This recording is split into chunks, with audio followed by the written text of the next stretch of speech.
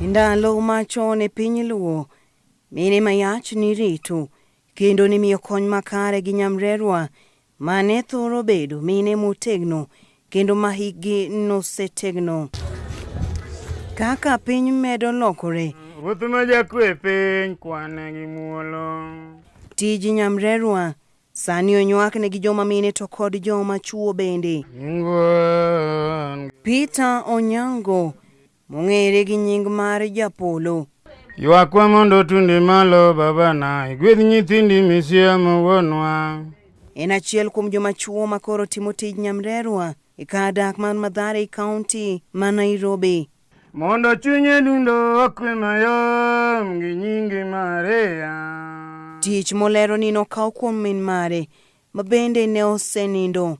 Sama nodhi lemo to an be wadhi lemo kode. Lemo to lemo kode.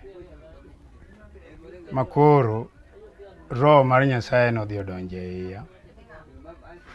Makoro tich manotiyo cha makoro an makoro atiyo. Kuom higni 38 mosetiyo ka Nyamrerwa, Japolo keto yie lamo, kendo mane gima otimo kapok ochako konyo ne minego eki machopo ire mondo mirwage kata ne mondo migi kony.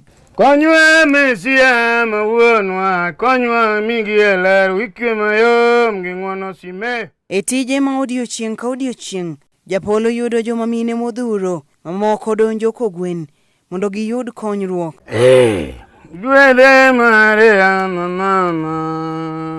Japolo leronwa kaka donjo ne tij Nyamrerwa ne okobedo mayot ahinya. Owacho ni e hignigo duto nowito mana miyo achiel, mane en achiel kuom achiel nade mane ochako bedo godo, ma bende ne chune yudo tudruok kod osiptende ma owacho ni ne nyalo konye mapiyo. Koro sama motama ma ok ang'e nyalo golo, talunga ambulance nyaka dhi kode nyaka Pumwani, ka moro nadhi go Pumwani, notamo jo Pumwani kendo ochaka dhi go nyaka Kenyatta.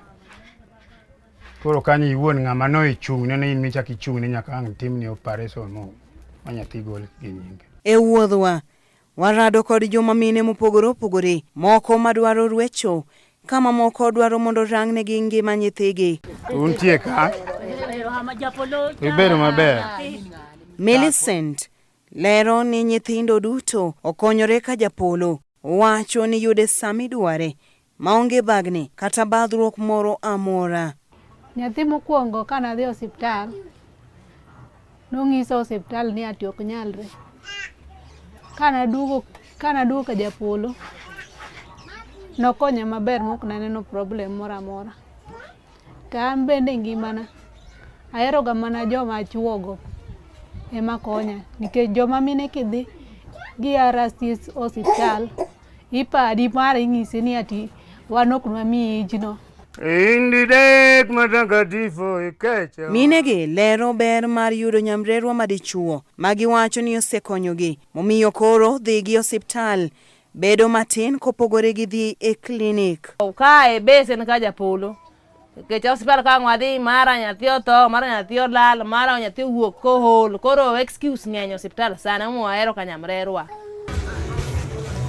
Kato bedo ni ute mag thieth thoth e boma ma Nairobi, Japolo pod ochung' motegno kotiyo machiegni kod migawo mar thieth mar reso mine, mayiene chwalo wach moro amora e osiptende mathur kainde mar mondo mi yud kony ne joma mine mochopo ire. Kalore koda jagoro maduong' mar riwruok mar nurses, Migosi Seth Panyako, oyango ni Nyamrerwa ne gin jogo mane konyo joma mine ndalo machon. Kata kamano to wacho ni pod gintiere kindwa kendo gikonyo e bedo tudruok. Their role changed from actually helping mothers give birth to the role of aiding mothers to go to hospital in time so that we reduce the level maternal mortality rate. And when you look at even the numbers in Kenya, maternal mortality rate are really reducing. So they are very critical. They have been very critical people. When you go in urban areas, especially in the informal settlement, like Kibra, Mathare, Mukuru Kwanjenga, you'll find these traditional path attendants still there. Nonro marwa lero ni ichaki gani nyaka dwe mar 11 mine maromo 24 duto oseyudo konyruok kare Japolo, makoro ng'ere kaka Japolo Self-Help Group. E sache mamoko kuom joma chuo pod thino tij bedo nyamrerwa. Jaduong' Japolo, mabende hike oseniang', koro osebedo nyangile ne joma mine mag gwenge gieki.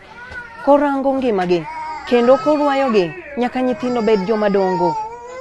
Ne Ramogi TV, an Diana Olonde.